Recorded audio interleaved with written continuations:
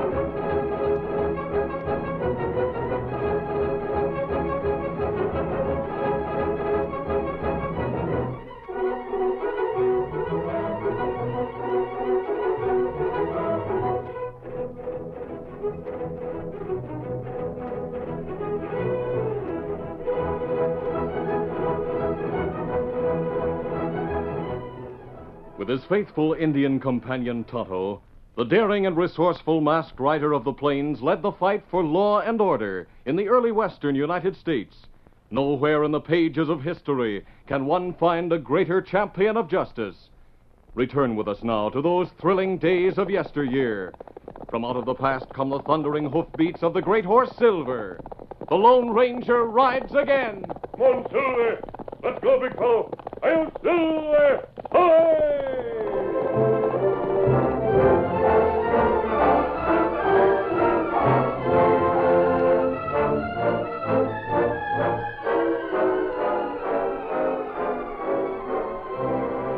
Tonto and Dan Reed, nephew of the Lone Ranger, were ready to return to the masked man's camp after picking up supplies in the once great gold mining center of Sundown.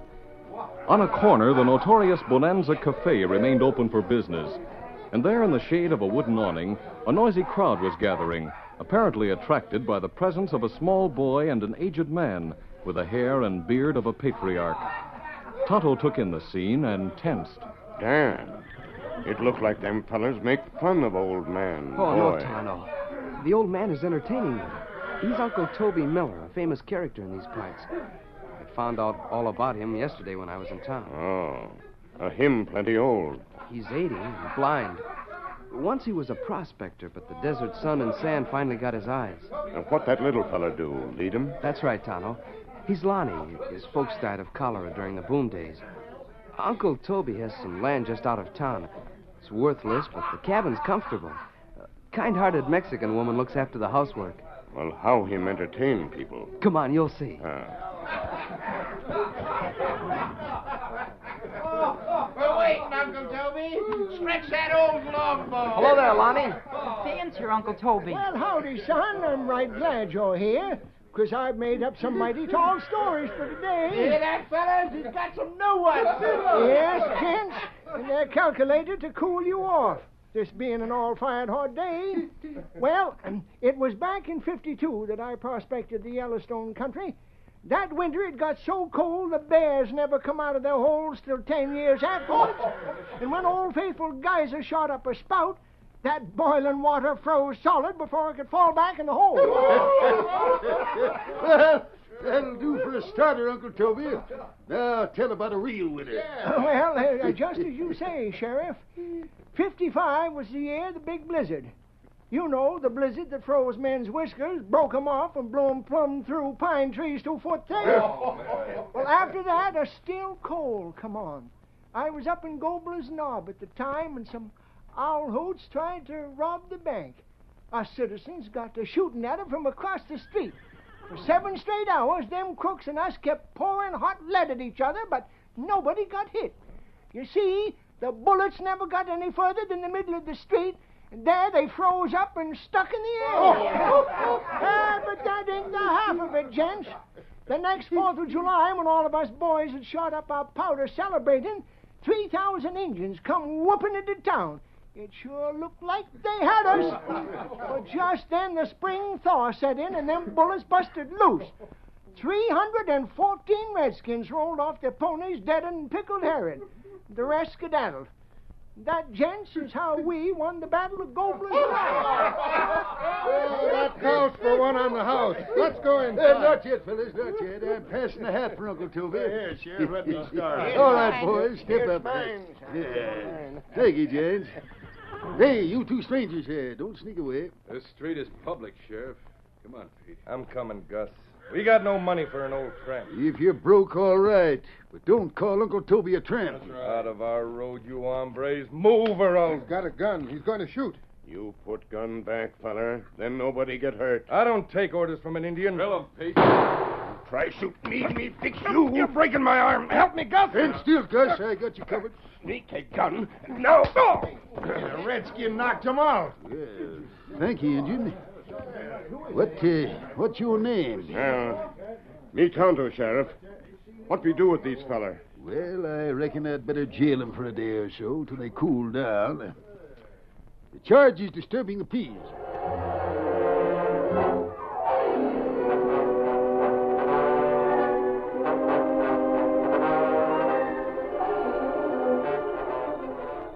In camp that evening, Dan told the Lone Ranger all that had happened in Sundown.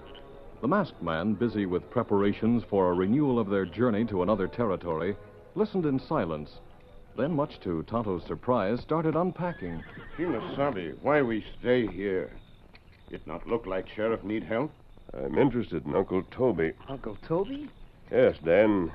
His stories are a part of America, like the Paul Bunyan legends that are told in the woods of the Northwest. They're really whoppers. Well, that's one name for them. But what is Homer's Odyssey except a collection of glorified tall stories? They were told by another blind man 3,000 years ago, but they still live. Uncle Toby's stories probably aren't great, but they should be preserved. We'll visit him tomorrow, and you can write down his tales as he tells them.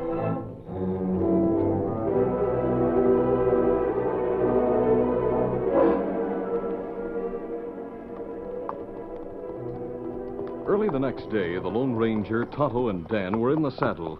The trail they followed skirted a desert where underlying rock formations frequently showed through a thin covering of sand, and test holes told of efforts to strike gold-bearing quartz. Such evidence of prospecting vanished as the riders neared town. A turn at the base of a boulder-strewn hill brought them to Uncle Toby's cabin. They pulled up. Then a woman burst from the door, wailing. It's Rosita, the housekeeper. Aka, senora. What is it? You are no medico. You have on a mask. Don't be frightened. No hombre scare me. It's the old one I am scared for. You mean Uncle Toby? Si. Old Toby, he is much sick. Tonto, get your medicine, kid. Where is he, senora? I have carried him to bed. Venga conmigo. He is inside. You come with me. Certainly. Come along. There he is. The poor old one. Oh, he seems to have had a heart attack. Not bad. We not do much. We'll ease his position and give him a stimulant. Now, where's Lonnie? The muchacho, you run to town for help. All right, over this way. When did Tonto. this happen, Easy now. Rosita? This morning, Senor Toby go up the hill. There he is. Always he go up the hill to make the big stories in his head. He sit there by the yucca tree. He dig in the sand with his stick, and caramba comes the big story. But this morning... The muchacho is playing on side of hill. Then old Toby, who was sitting up on the hill, he give one big yell, Goldie yell, and fall down. Pobre viejo. His dream he has had. Kimasabi. Yes? You think him come to? His pulse is a little stronger, but something fell out of his hand when I moved it. I'll get it. It's just a piece of rock. The old one, he always got rocks. Always this house is full with them for me to sweep out. The poor blind one. Maybe that doctor come now. No, he's Senor the Sheriff. He bring the muchacho back. Rosita, Lonnie, the masked man. How'd he get here? Him friend, Sheriff. Oh, Tonto. Well, if he's your friend, that's good enough for me. Is Uncle Toby... What about the doctor, Sheriff? Well, he's out of town. I figured maybe I could have... We've done all that's possible. Lonnie, Lonnie, Uncle Toby wants you. Here I am, Uncle Toby. Lonnie, let me feel your face. Now listen good, because I'm going away to the Big Rock Candy Mountains I told you about. Don't go, Uncle Toby. Don't leave me. Now, stop crying, son. You're going to be rich. I made the big strike finally. I found a hill of gold, a whole hill, enough to buy the Denver Mint. You tell the sheriff. Tell him. Tell him. He's gone, Lonnie. El viejo es con Dios. Lonnie, you will now live with your tia Rosita. Uncle Toby wanted to spin one more yarn. A hill of gold, poor fella. We have the ranch nearby. You come with your aunt, Lonnie. You come too, Dan? See, Dan, you make company for him. Go along, Dan. We'll pick you up there after we break camp tonight. Come on, Lonnie. Come along, Lonnie. When will the burial be, Sheriff? Well, this evening on yonder hill. I got 2 fellas in jail to dig the grave. I reckon Uncle Toby would want to sleep there, where he dreamed up his tall stories.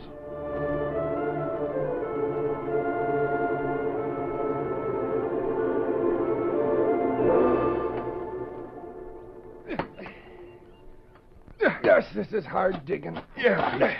It's Hunter Blixen. That sheriff's got no heart. He left us here alone. We can dust out any time. Hey, you loco. He's holding our guns and horses. Anyhow, he promised to turn us loose for good after this job's done. It's a good thing you don't know we're fresh out of the pen and stole those horses and guns. We got him a long way from here. You'll never find out. It's funny, isn't it? Us having to fix a place to plant that old coot after getting jailed on account of him and his lies. Sheriff said he was still telling a big one when he kicked off. There's something about a hill of gold, wasn't it? Yeah. You know, I worked at a gold mine once. Yeah? This stuff we're shoveling out is rotten quartz. Yeah, notice this piece? Hey. What's biting you? This rock is chock full of gold. Sweet juniper. It'll run thousands of dollars to the ton. This was the hill the old man was talking about. But he lied so often nobody believed him. Let's dig out some more and then sell it and buy the place. Use your head, Pete. If we tried anything like that, everybody'd know about it. There'd be a gold rush. We'd end up without anything. Yeah, I didn't think about that. There are all kinds of shacks standing empty around sundown. So this place won't fetch much of anything unless people get wise. Yeah, but we're We broke. can pull a hole up. Let's get busy and fill up this hole. We gotta dig another where no good ore will show.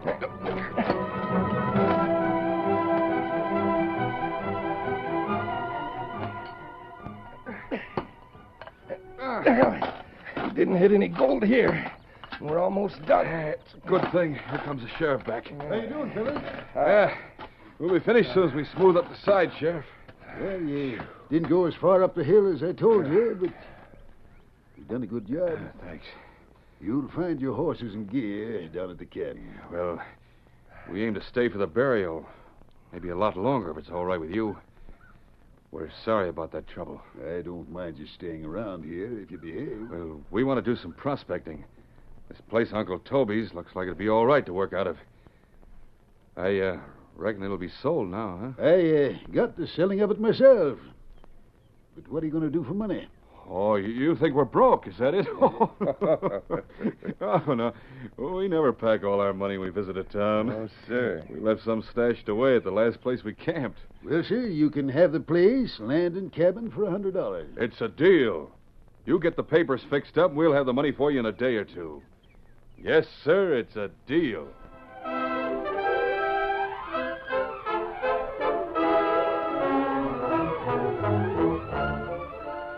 The curtain falls on the first act of our Lone Ranger story. Before the next exciting scenes, please permit us to pause for just a few moments.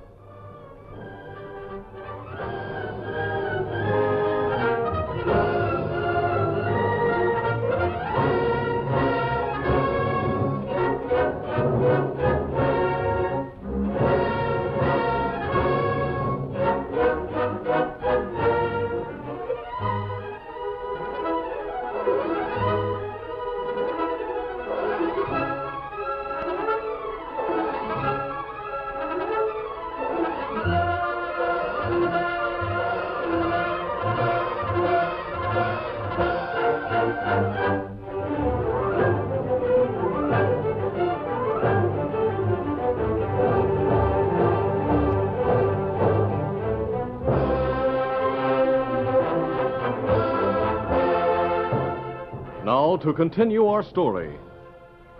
The wind blowing in from the desert was filled with the dry laughter of chaparral. A burro brayed its farewell to the sun, and a coyote welcomed the coming night. Then silence fell on Uncle Toby's hill. Sheriff Lane and Rosita stood at the side of the grave with Lonnie and Dan between them. They were surrounded by old prospectors. In the background lurked the two outlaws.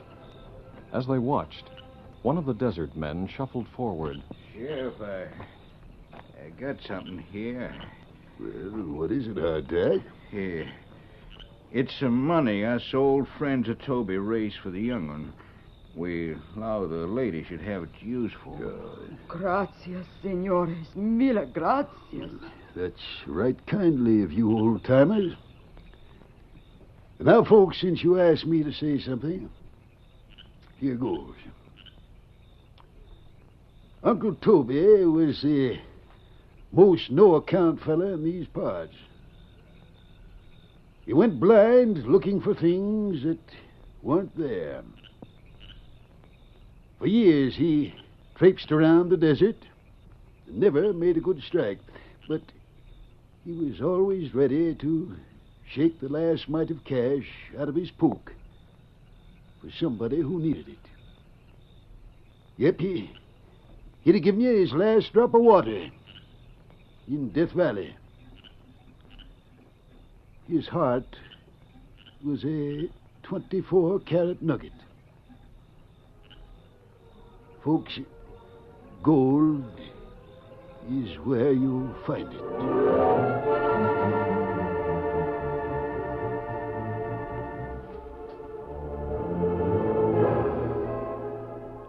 And so Uncle Toby, the blind storyteller of Sundown, was buried on a hill rich with gold-bearing quartz.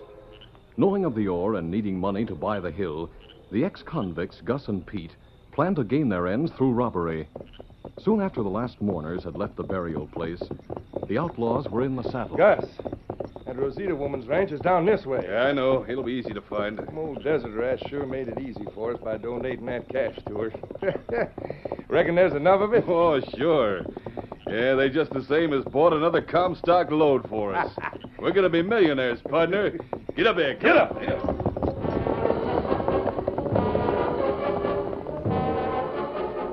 Meanwhile, Dan had returned to the ranch with Rosita and Lonnie, expecting the Lone Ranger and Tonto to pick him up shortly.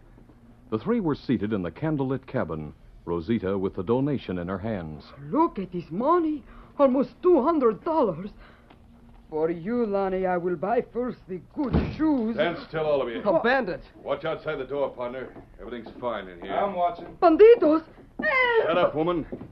You be quiet. No one will get hurt.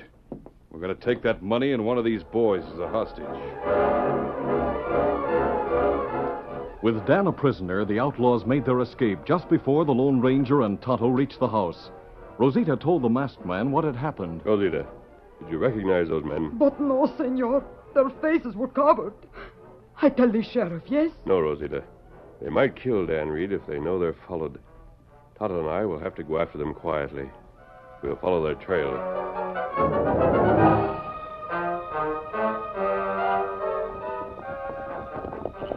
You think we're being followed? Stop and we'll listen. I don't hear a thing.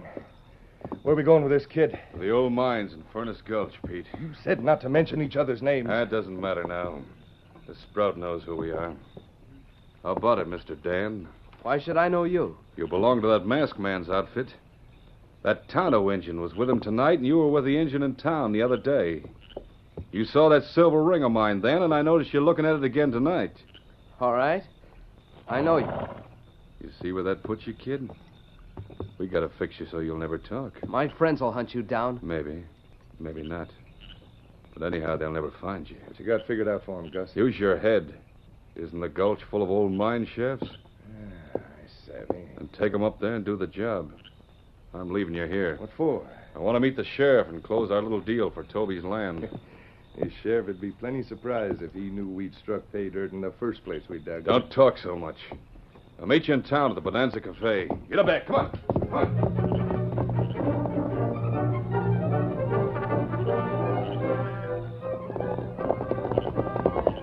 Tonto. Easy, boy. Easy, Silver. Easy, fella. Not press him too closely. Them about 15 minutes ahead of us. Wait, Tonto. Ho, Silver. Oh, careful, fella. Oh. What you see? The trail divides here. Oh. Let me take a look. One fella turn right. Other go ahead. Can you tell which horse carried two riders? The one that go ahead. Easy, Scott. Easy, fella. You want me to follow other horse? No. We'll both stick to the trail ahead. Come on, Silver. Get him up, Scout.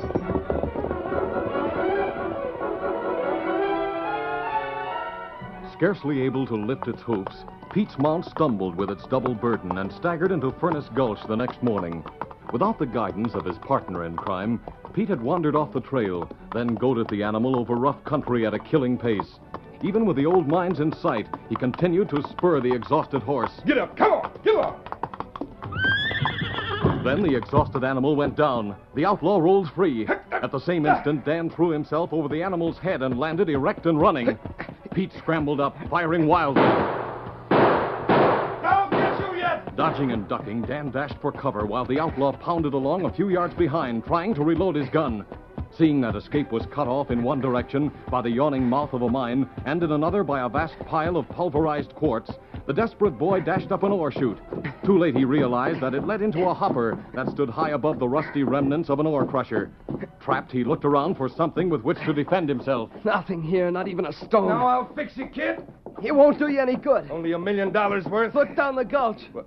The masked man and Indian. I told you they'd come. I'll get both of them now. Inside and out of sight, you lie flat on the bottom. Lying flat in the hopper, Dan and his captor were able to watch the approach of the masked man and Indian through holes in the plank flooring. Pete pressed his gun against the boy's side. Not a move now. Not a sound. Dan's arms were under his chest, his fingers close to his shirt pocket. Nervously fingering the cloth, he suddenly became conscious that the pocket still held the chip of rock he had picked up in Uncle Toby's cabin. Slowly, breathlessly, he worked it out where he could drop it through a crack. Nobody go under here. Let's take a closer look. As the Lone Ranger and Tonto bent to examine the ground directly under Dan, he dropped the stone.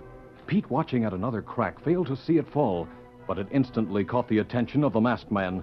He retrieved it, and without looking up, gave his companion a meaningful glance. Tonto edged silently out of the range of vision from above. Long moments passed while the Lone Ranger continued to crouch under the hopper, apparently still engaged in a search for tracks. Then the sunlight that poured in through the chute opening was blotted out, and Tonto's shadow fell on Pete. The thief rolled over and his gun flashed up. You drop gun, Tonto. Try and make me a redskin? No, my arm! I've got his gun now, Tonto. You all right, Dan? Yes, but I wouldn't have been much longer. You got here just in time. It good thing you drop stone. Me slip up shoot. While that fella still looked through hole. So that's how you did it, huh, kid? I should have plugged you right off. Come on, fella. We go now. My friend won't see you.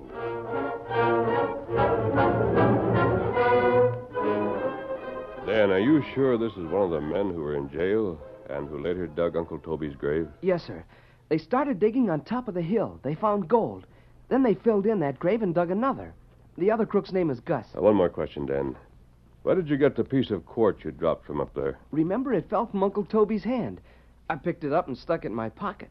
I didn't know it was quartz. I never looked at it. Do you have anything to say? I'm not talking. That won't matter. I know the whole story. Come on, we're going back to sundown.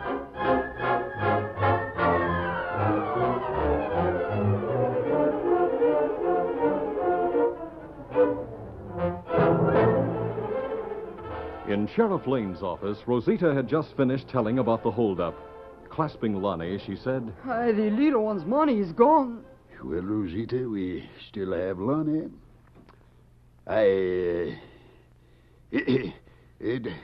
Don't you think it'd be nice for us to fix it so he could call us Pa and Ma? You are asking me to marry you, no? Don't laugh. Just tell me. But I am telling you, yes. Well, mister. I dug up that money we had cashed. You got the deed that land fixed up? It's right here. All right, then here's your money. This will make up for part of what those Alhoos stole. Oh, it is the masked one. There's Van. Now, give me that deed, Sheriff. I want to record it right away. Hold on to it, Sheriff. He's one of the bandits who robbed Rosita and kidnapped Dan. Tonto's bringing in his partner, Pete. So it was him, too, Take his gun. I'll keep him covered. I got it. But this business don't make sense to me. Why did they want to stage a holdup and then use the money to buy worthless land? Here's the answer, Sheriff. This piece of quartz? Yes, look at it closely. You'll see where a piece of gold was dug out of it. There are still some flakes left. Yes, I see. That's what Uncle Toby had in his hand when he had his fatal attack. He'd accidentally found gold in the one place he had never looked when he had eyesight. Right on top of the hill where he always sat when he thought up his stories. Blind as he was, he knew from the feel of that ore he had finally struck it rich. The outlaws made the same strike while digging his grave on top of the hill. Well, if that don't beat one of Uncle Toby's own yarns, he was telling the truth about a hill of gold. Here comes Tonto with a prisoner. Dan, I'll shove on. You bring Tonto and meet me in camp. Right, sir. I'll be waiting for you. Now, hold on, mister. We owe you a lot. Big fella. Come on, there. Doggone, I wanted to talk to him, to thank him. That's why you left. Lonnie, you're going to be rich. I'm going to have a ma and pa, too. I'll tend to him. Dan, you tell me, who is the masked man? Rosita, he's the Lone Ranger.